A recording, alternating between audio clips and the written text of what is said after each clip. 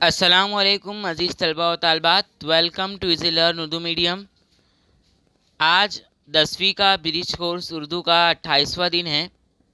महारत और तसव्वुर है, ज़बान की तदरीस, दरसी इक़्तिबास।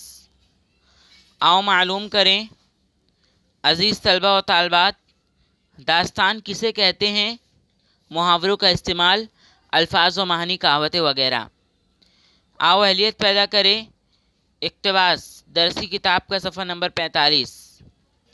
ये सैर पहले दुर्वेश की 9वीं की किताब में उर्दू में सफ़ा नंबर 45 पर दिया हुआ है। इस इक़्तिबास को पढ़कर इन सरगर्मियों को हमें हल करना है। एक दिन दो बहन जो बजाय वालिदा के मेरी खातिर रखती थी, कहने लगी, ए बीरन, तू मेरे आँखों की पुतली और माँ बाप की मुई मिट्टी की निशानी है। तेरे आने से मेरा कलेजा ठंडा हुआ। जब तुझे देखती हूँ बाग बाग हो जाती हूँ। तूने मुझे निहाल किया, लेकिन मर्दों को खुदा ने कमाने के लिए बनाया है। घर में बैठे रहना उनको लाजिम नहीं। जो मर्द निकट्ठू होकर घर सीता है, इस दुनिया के लोग ताना मोहना देते हैं। खुसूसी इस शहर के आदमी छोटे बड़े बेसबब तुम्हारे रहने पर कहेंगे, अपने बाप की दौलत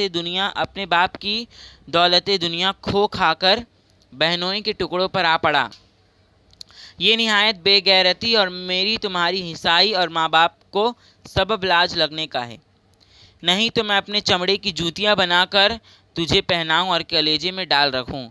अब ये सलाह है कि सफ़र का कसद करो, खुदा चाहे तो दिन फिरें और इससे हैरानी और मुफलिसी के बदले खातिर जमाई और खुशी हासिल हो। हमने पढ़ा इक़्तिबास को।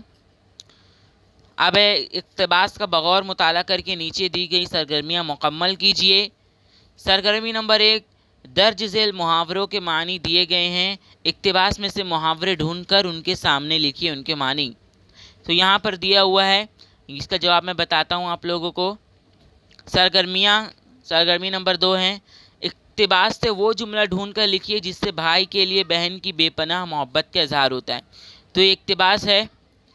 इक़्तिबास में से हमें वो जुमला लिखना है जिससे पता चलता है कि एक भाई को एक बहन से कितनी मोहब्बत होती है।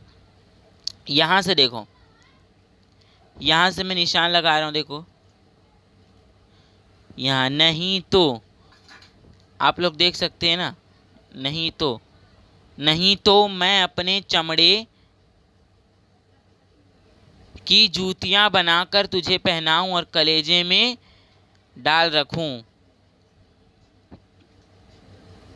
ये था डाल रखूं, यहाँ तक का आएगा। देखिए यहाँ डाल रखूं। अब आगे की सरगर्मियाँ हैं। अल्फाज और मानी की जोड़ियाँ लगाइए। दर्ज झेल कहावतों की वजाहत कीजिए। आओ मश्क करें। अब हम इनका जवाबात देखते हैं। खुश कर देना, कौन सा मुहावरा आएगा इसमें? निहाल करना। मोहब्बत करना, कलेजे में डाल रखना। बेइज्जती होना, हिसाई होना। अल्फाज मानी की जोड़ियाँ लगानी थी हमें।